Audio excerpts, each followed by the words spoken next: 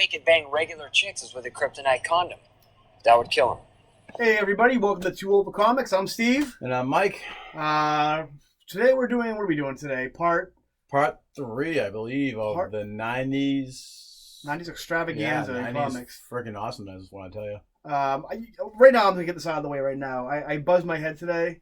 There's nothing wrong with me. I'm still in good health and all that stuff. He doesn't have cancer or anything. Yeah, nothing's going on. It's just here in New England, it's been fall weather for the past for a while. We kind of bypassed spring. It's been like in the 40s, low 50s, and it's been, I kid you not, raining legit every single day for the past 2 months. So today we got a nice day Saturday at the Red Sox for a little while until the sun went down, and then it went back down to Arctic temperatures. Yeah. Where I just shell out. Like what was the temperature? February. Yeah. Thanks. So we had a nice day. It was in the 80s today, and I was like, I got hot, and I'm like, forget it. I'm just taking this all off, and plus I wanted to see how much hair I was losing, which yeah. I think I lost like 5 pounds alone today, and sweat at work for Christ's sakes. So yeah, it's finally nice out, and I took advantage of it and went crazy and shaved my head off. So that's what that is. I can't do that because that won't come back up there. So you go like Jason Statham look, like I could, yeah. Then you have to start wearing like suits all the time. I will. No, I'm already starting to work out so I can get the 6-pack going and whatnot. That's what so Jason Statham, if he's not like GQ all the time, that he's just some guy with a shaved head. That can, so if you're gonna go Statham, you have to go with full suits all the time, no matter how hot it is. Yeah, buying like Armani suits and like really. If I do that, guys, I'm gonna like wear it from down here and just wear shorts or just wear underpants like anchors do. We all saw Anchorman. They don't wear any underpants, all right? They just wear underpants. I thought you were gonna go for like an Angus Young, like from AC/DC type. Like I could do that too, nice and tight too, in a tie. You know what? Now I don't want to wear anything besides Catholic schoolboy. I might be able to pull it off. I still look pretty young. I don't look my age. 2020, we'll see. Mike's gonna reinvent himself as the Angus School of Rock Mike. Yeah, we just gotta, that'll be my new look for the 2020 year for the podcast. What were we talking about again? We've diverged from our, what we normally do. So, last episode, I don't know what we did. I think we finished off Clone Saga, and I did Nightfall. Yes, I believe so. All right, if that's if we release these in order. Maybe this is the first one we're doing. Yeah, and when I'm all over the place with the Clone Saga because I love it so much. So let's see Mike go all over the place with this other storyline. I'm gonna let him go first because his storyline kind of connects into my storyline. So here we go. So we're gonna do the death of Superman. Superman dies. All right, your turn. All right, no. So the be all and end all of massive events. So yeah, so the this all kind of started off with the Superman sales were declining at the time. I mean, and I'm gonna get into it in due time. This is what got me back into Superman for a little bit. Like everybody else, yeah. Until the next event. Yeah. So. It all started off with, I'm sure you guys all remember Lois and Clark, The Adventures of Superman. What a phenomenal show. Dean Cain. Terry Hatcher. She still looks good. Yeah, to this day. Oh, and they're real. And they're spectacular. We've watched too much Seinfeld in our days. But, so, basically, they wanted to marry Clark Kent and Lois Lane. And that this was supposed to be, they wanted to tie in with Lois and Clark getting married on the TV show. Sounds like another character from another publisher. That's true. And we all know who we're talking about there. But hey, we're not doing that right now. No, okay. Don't get me into Spider-Man. I'll rip my notes up that I. Mike didn't take his Adderall today, so we're not going to talk about Spider-Man. Focus, Mike. And I even have my Superman shirt on, which probably looks to you guys like a Bizarro S, but that's all right. At least on this side from the camera, it looks like a Bizarro S. But I just threw away a secret. How we film. But God damn it, why do I always do this? All right, so they needed to fill something in between the crappy Superman stories they were telling to finally having Lois and Clark marry. So the whole team of Superman writers, including Dan Jurgens and Walt Simonson was on Walt there. Simonson, Mike Carlin. Mike Carlin was the editor. Yeah. How the story goes, how I've heard it, is basically they were in a creator summit and they were like, so what are we going to do between now and the wedding? And Mike Carlin was like, let's just kill him. Yeah. Which he said numerous times. And I think like at the time they were kind of like, yeah, that's, why not? Let's kill him because it's never been done before. Yeah. And so they got the name Doomsday from they had all the notes on a whiteboard where it says Superman's Doomsday or something like that, and they said, well, we'll just call him Doomsday, and that's where Doomsday came from. Huh. I'm sure there's people out there who know the history better than we do, so they'll probably let us know in the comments. But so basically the story starts off with I think Superman filming something where he's like, oh, being interviewed by some TV show, and it's a generic Superman story. basically, and Doomsday breaks out from wherever the hell it is he's coming from. I think he's on the ground or some stupid shit like that, or Star Labs, or Something related to Star Labs, I think. And who meets him there is the B League team of International Justice League. This is the pre-Grant Morrison Justice League right now with a Guy Gardner. I'm totally not looking at my notes. Ice. Oh yeah. Blue Beetle. Yep. Booster Gold. Maxima, Fire, and Bloodwine, which turns out to be Martian Manhunter, I believe. It's like visually I can picture these, but I know what you're talking about, yeah. And I believe Supergirl was in the middle of her Peter David run right now, where she was like half angel, half yeah, alien. she was like some like morph from X-Men, where Yeah. she was like, I even think she might have been a male. We should talk about Peter David, Superman Girl. That run's great. Like But most Peter David DC books. Because at first, when I was reading it years ago, I'm like, when Doomsday just plows one right in her face and she turns into a morphy thing, I'm like, what the fuck's going on? Yeah. And Doomsday just rips through it. Like, when I remember reading this, I was so happy to see these guys get demolished, because there are a bunch of, Justice League characters that I could absolutely care less about. Yeah. But now I love Booster Gold now. I love Dan Jordan's Booster Gold, but at the time, boy, was it awesome to see them get destroyed. Superman finds out what's going on, then he enters in, and then they fight to the death. It was basically just a big, basically Hulk Hogan versus Ultimate Warrior, fight It's just like that. Yeah, it was basically just like that. Except, Doomsday didn't run down and get out of breath before he got down to the ring, but it was just a big slugfest, basically. It was nothing really. I was rereading it, and they were all this story, this story is awful. Like, it wasn't that great. I mean, I loved it at the time, and some of the artwork was pretty amazing, but some of it wasn't either. But Dan Jurgens, he does that issue, doesn't he? Where he actually dies. Yeah, and then there's another one too. Tom Grumont. Grumont was he was on Robin too. Tim Drake Robin book that was out, which is one of my favorite books. But Dan Jurgens, to me, he's my like definitive Superman. When I think of Superman, I think of Dan Jurgens Superman. Yeah. And we paused for a little bit because I burped or something, but Dan Jurgens 90s art giving him indigestion. So they basically fight all the way up to Metropolis. Yeah. And no backup because the awesome Justice League team, Wonder Woman, Batman. I wasn't reading comics then, the DC comics then, so I don't know where they were at. I don't know if they were. This is before Grant Morrison got a hold of before we had Batman, Bat-God, where Batman could take it, because he had plenty of prep time between Doomsday for basically globetrotting across the country. Yeah. So this is before Grant Morrison. I'm sick of the Bat-God. Batman can do everything bullshit. But this is Chuck Dixon, grim and gritty. Fisticuffs Batman. That's the Batman I like. Chuck Dixon. Chuck Dixon Robin, Chuck Dixon Nightwing, you name it. But so basically they fight to the death. They throw one last punch to each other and they kill each other. Right in front of Daily Planet, basically. How convenient. Yeah. Just time for Lois Lane to do the story.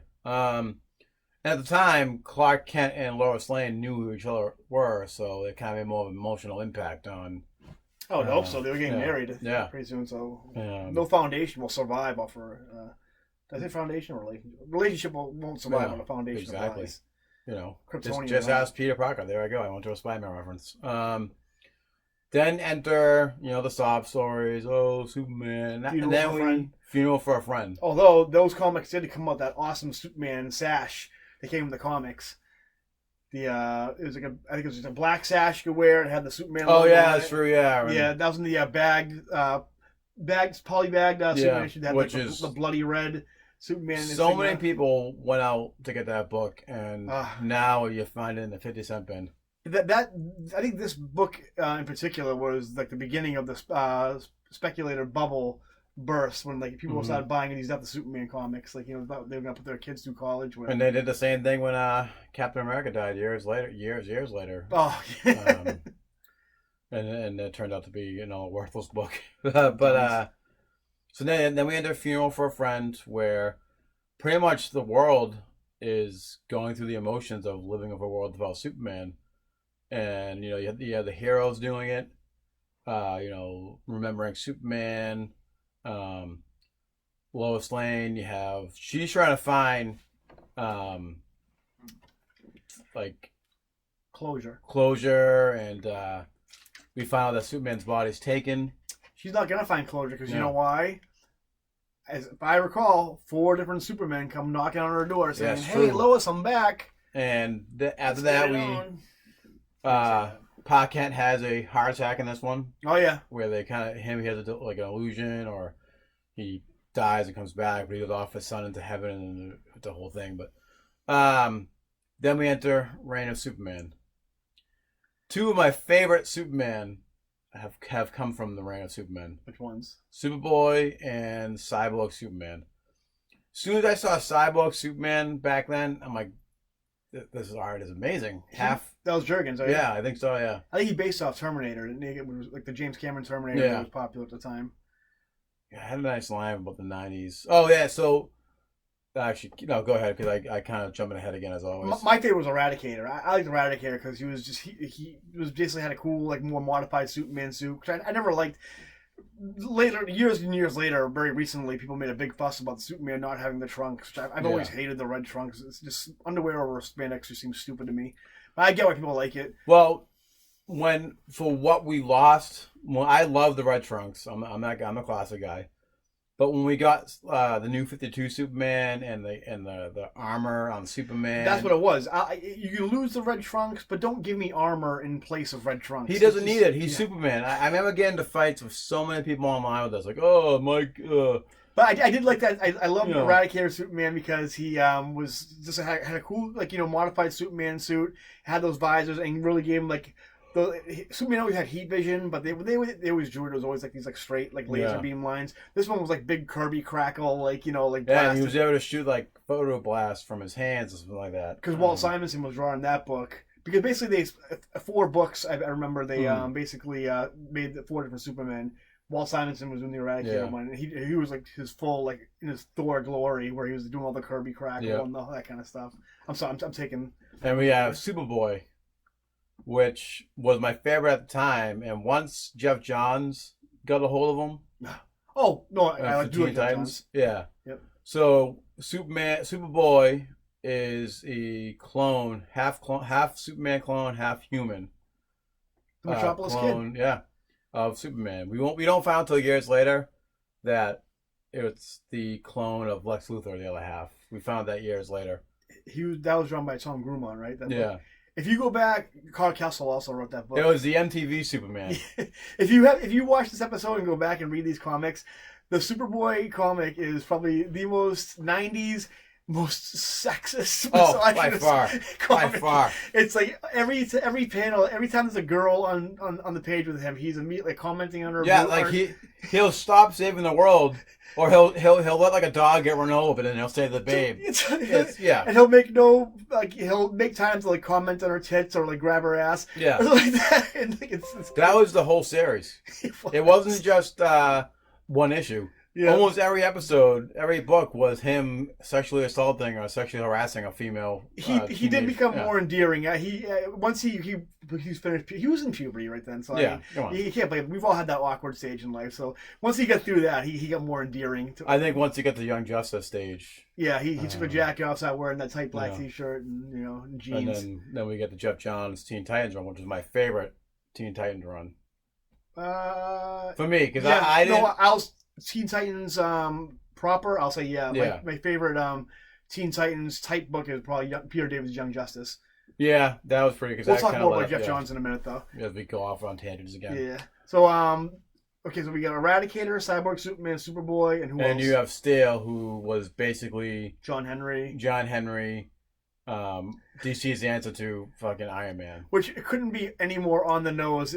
John Henry, this big, bulk, African American guy with a hammer. Yeah. It was like just like, and his name was John Henry, and it's like, come on. And his weapons that he created for Star Labs or for the government are now out in the streets, and he designed his own Iron Man suit, and basically, takes over for Superman. Later on in the early 2000s Superman, they really make, and Grant Morrison and a couple other writers really make John Henry a pretty cool character when he's not just. Well, you mean Shaquille O'Neal didn't with that movie called Steel?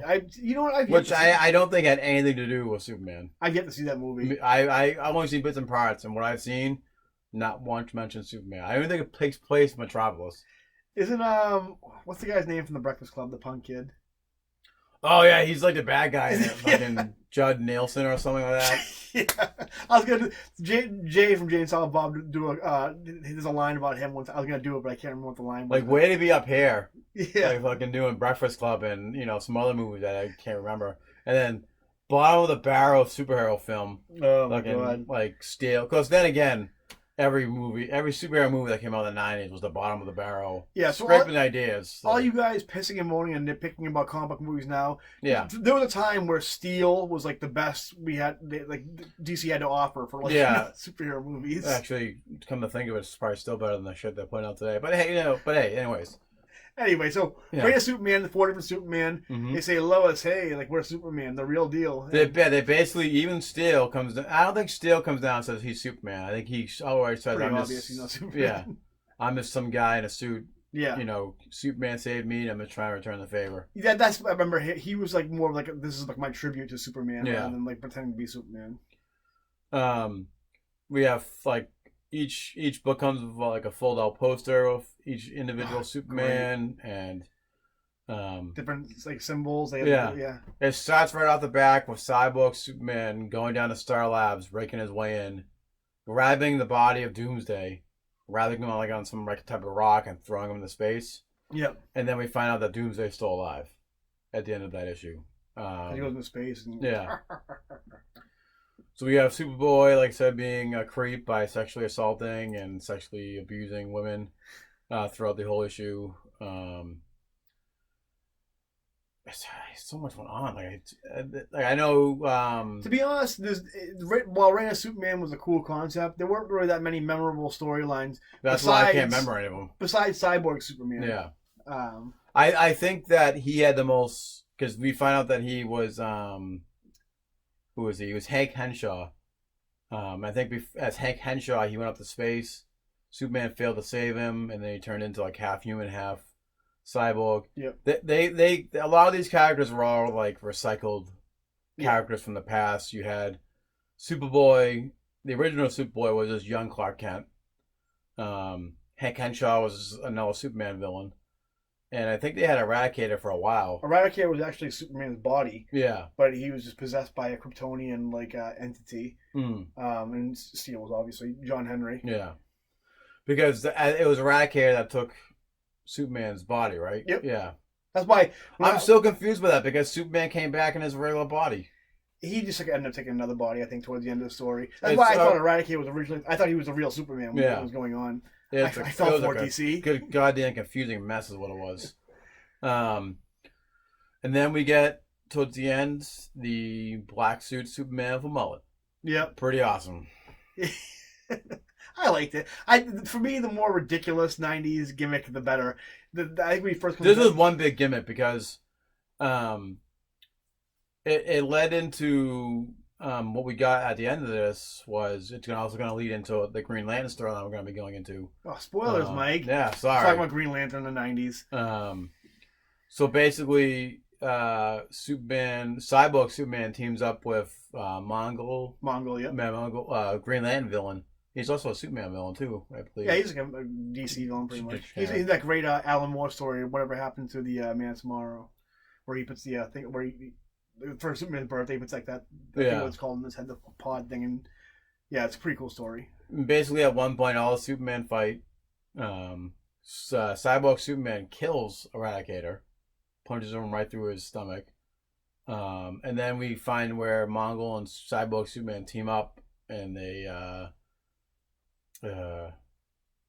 take out Coast City. What they basically do is Mongol. I don't have that issue, so I'm a little.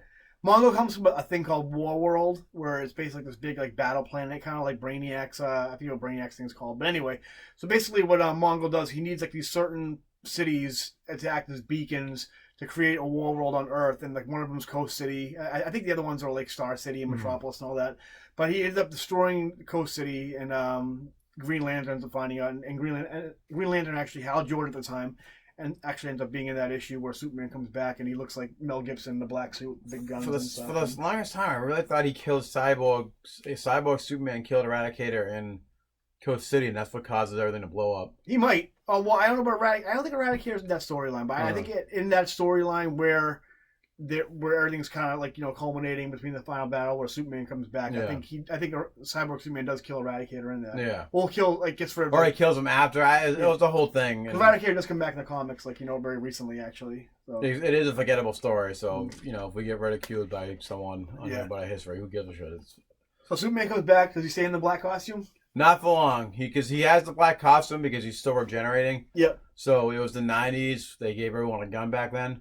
Because just like I learned from G.I. Joe, black attracts sun. And when you wear black clothes, it actually attracts the sunlight. Mm-hmm. And that's why Superman was black, because he needs solar energy to become there you go. all-powerful Man of Steel. So I think at the end of all this, it was a success. It got more people into Superman. It got me back into Superman for 5 minutes. 5 minutes, 2 years, whatever.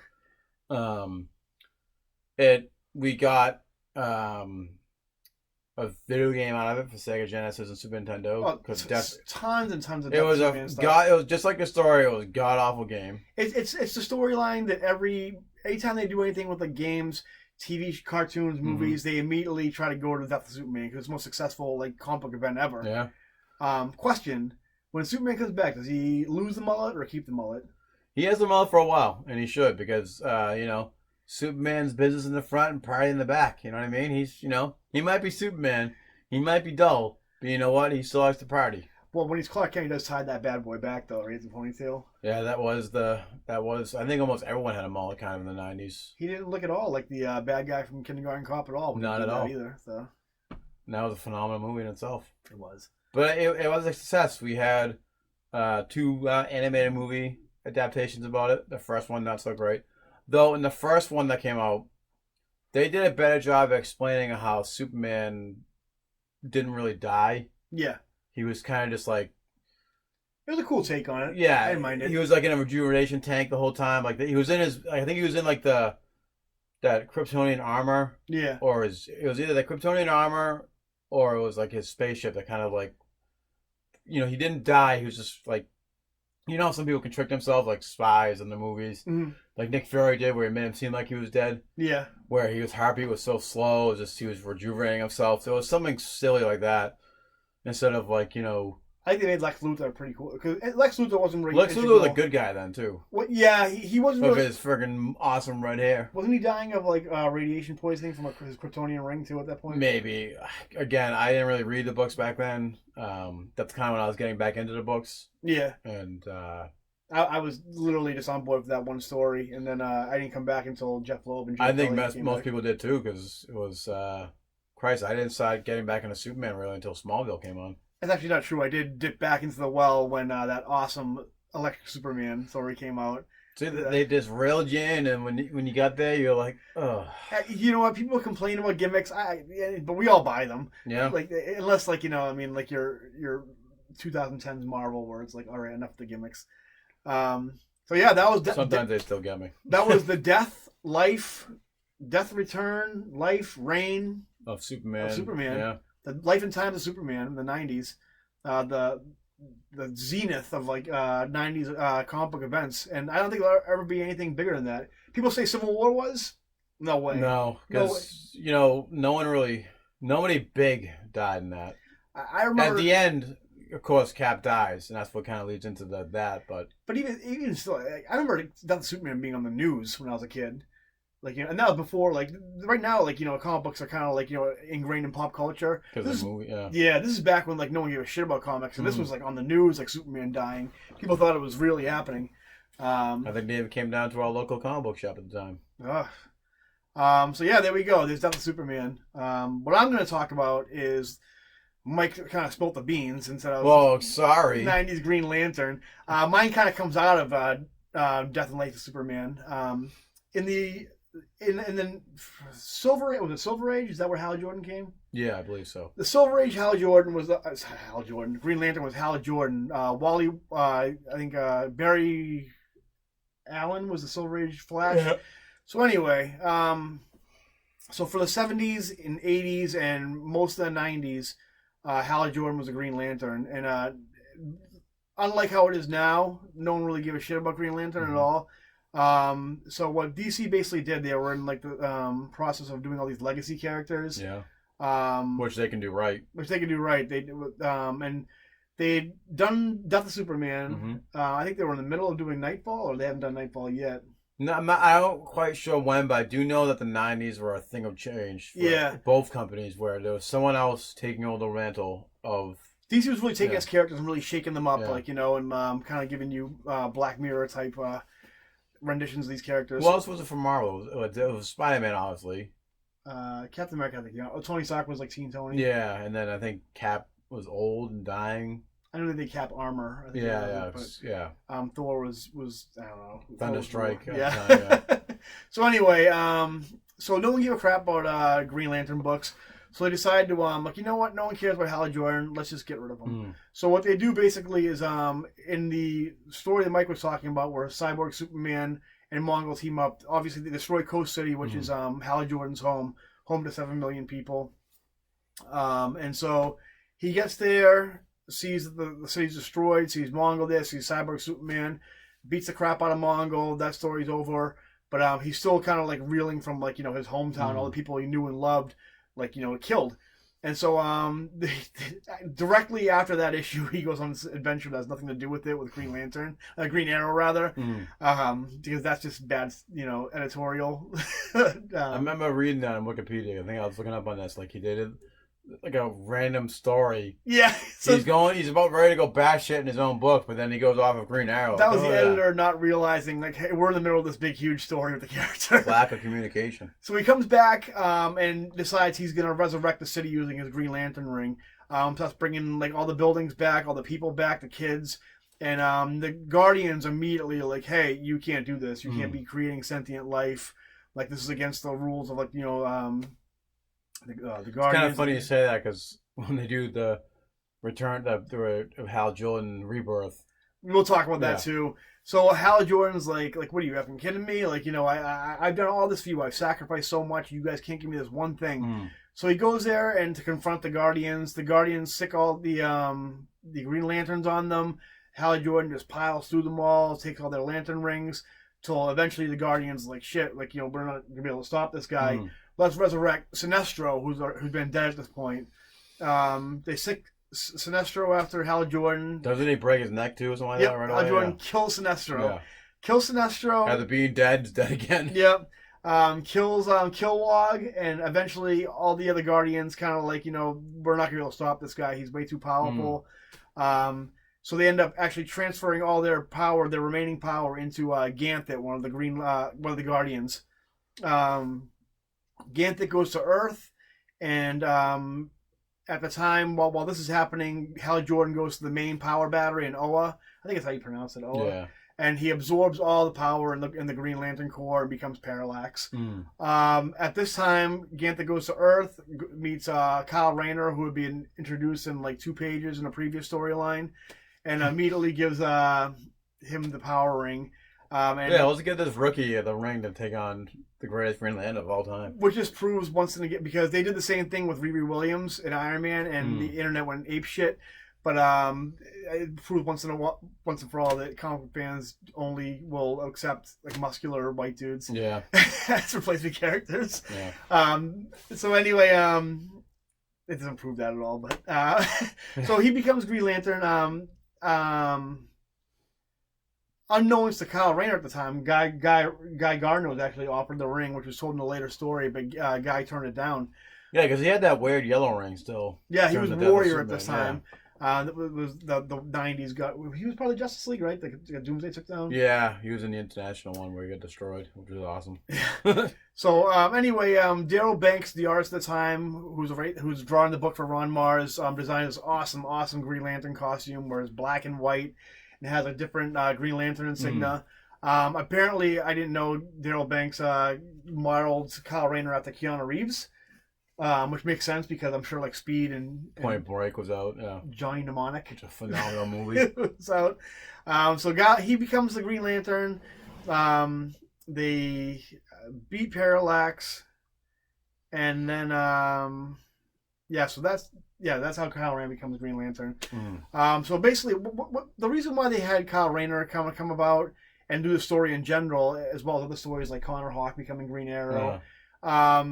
Peter Parker getting married in Marvel kind of created this vacuum for like the young, relatable early 20s guys. So they were kind of like trying to do that with their legacy characters in DC and even in Marvel to a certain extent. Yeah. So Kyle Rayner, they were trying to do this like the 80s Peter Parker with Green Lantern, and it really, I mean, for me, I never read Green Lantern before until Kyle Rayner came out. I just thought the costume was great, so I started reading that book. It was pretty cool. They tried. I mean. You want to talk about internet rage? When this came out, this was the first time I remember in my lifetime. This was even pre-internet when this. This is pre-internet. Yeah. People went like ape shit over this, like Hal Jordan getting killed off, and like writing death threats to Ron Mars. They had this group called Heat, which was like Hal's Emerald attack teams. We didn't care now. Yeah, but we care now. Damn it! It was insane. And so to appease. They kept on bringing Hal Jordan back in one way or another. They brought him back to the story where Hal Jordan was crazy. It's called Emerald Twilight. Yeah. They had this other storyline called Final Night, where Hal Jordan comes back. There's the Sun Eater is trying to put out the sun, which would basically create, obviously, would create like a nuclear winter or something like that or whatever. So there'd be no sun, the whole Earth would die. So Hal Jordan, as Parallax during the storyline, sacrifices himself. So he dies a hero to the point where they give him this big heroic funeral with like Batman's there and all this other stuff and Superman, mullet Superman. Yes. Because fans still won't let Hal Jordan go, they because there's nothing special about Hal Jordan at all, because he can't go to heaven or hell. He becomes a new Spectre. Which was just stupid. They tried using him in books like in Justice League and other DC books, and it was just dumb. Like just let him go. Just let him go. They also brought time displaced Hal Jordan back for a good few issues in the Kyle Rayner's books. Kyle Rayner doesn't have really that many memorable adventures. He was cool. It was an entertaining book, but I mean the thing most people remember is when Fatality put his girlfriend in the fridge. And that kind of created the whole... That happened early on, too, didn't it? Very early on, yeah. And that created the whole, like, fridging women terminology in comics where, like, they basically use, like, heroes' girlfriends as a plot device, which it was. But... that was all 3 Spider-Man movies. Yeah, so... I love them. Kyle Rayner was also used in Grant Morrison's Justice League, which Grant Morrison played him and Wally West off each other. And it was really great because Kyle Rayner was constantly insecure about not living up to like the myth of Hal Jordan, so that played a lot into the Grant Morrison's run. There's a lot of Judd Winnick took over the book for the late 90s and kind of implemented a lot of social issues, like brought like he had like a lot of like homosexual friends, and there was like a lot of like stuff with like there was like a hate crime with like him like beating like one of his friends almost dying in a nightclub, something like that. And that pissed people off too. Like, gay stuff. I'm like, let's do it. Kyle Rayner became Ion for a little while. Yep. And now he's a White Lantern, isn't he? Something like that. In the comics, he is now. Yeah. Then Jim Lee came and gave him this S&M collared costume, which I don't know what Jim Lee's obsession is with the choke collars. Every character had one. It was for Marvel. It was bomber jackets of Jim Lee over spandex, and then DC it was the collars and all the costumes. Part of the awful New 52 reboot. So that was 90s. That was the 90s Green Lantern. It was forgettable. It was forgettable, but also it was in a time where there was a lot of shitty comics coming out. It was definitely something that was reliable and entertaining enough to get you to buy comics. Green Lantern anyway. Jeff Johns eventually came on the book, and he grew up during the Silver Age in the 80s. So that's what got me back into Green Lantern. I shouldn't say back. I wasn't really into it. He brought Hal Jordan back and Barry Allen back, and he's like, this is the way I remember it as a kid. He was like, Jeff Johns like the Joe Quesada of DC, where it's like, I want things how it was when I was a kid. And so he brought Hal Jordan back and kind of pushed Kyle Rayner over to the side, which is dumb because, any story you could have told during Jeff Johns' run, you could have used Kyle Rayner. Yeah. But he just wanted Hal Jordan. And plus, Hal Jordan, the Guardians letting him become a Green Lantern again is ridiculous. The fact that he killed off so many people and, it went crazy and almost destroyed the world. It's sorry, you can't be a Green Lantern anymore. Here's your ring back, you know. But that's not taking away anything from Jeff Johns' run. He probably had one of the best Green Lantern runs ever. Jeff Johns during that time was the best thing going for DC. He is. Jeff Johns, I would say I was reading. I didn't Teen Titans, Green Lantern, Flash. Oh, yeah. I stopped reading Flash once he was out the book, but his Flash run was really solid. Yeah. He really made the Rogues, put them in the spotlight. His Green Lantern, he did the Blackest Night. Mm-hmm. Great storyline. Yeah. The Sinestro Corps. He kind of petered out. That was the only book that I got something. That was the only thing that didn't change, basically, the New 52 reboot. That and Batman, pretty much. Jeff Johns' Green Lantern run was great. I just think he could have done the same thing he's doing now, or did then, with Kyle Rayner. I definitely like Kyle Rayner. I have a soft spot for him, like I do most 90s characters. Just imagine if we had that Jeff Johns doing Jeff Johns stuff today. Imagine if Doomsday Clock didn't suck, and was not late. In Elseworlds, where Jeff Johns didn't burn out, given too much work, he's running it now, and just become overrated in general. Yeah. So anyway, that's our part 3 in our '90s extravaganza: Death of Superman, '90s Green Lantern. If you have any comments, if anything we missed, any storylines, from Green Lantern or Superman you guys want to talk about? Yeah, we'll do it. Let us know in the comments below, and like and subscribe. Yeah. Hit that bell so you can get some notifications every time. You get to see these pretty faces. Yeah. You want to know when we're posting videos. You don't want to come in after the fact. You want to know right away. So hit that bell so you get notifications. And you don't want to be that guy at the water cooler, because this happens all the time. People talking at the water cooler, oh my God, the new Tool of Comics came out. Did you watch it? No, what's that? You're going to look like an idiot. You're shamed. You should be fired. And that's your own fault for not. But you can stop now and not get fired from your job. Your job and your livelihood depend on it. Yeah, I'm just rambling now. Just like and subscribe. Like and subscribe. Support the things you like. And so, see you later, guys. We'll see you next time. Bye-bye. I just want people to like me.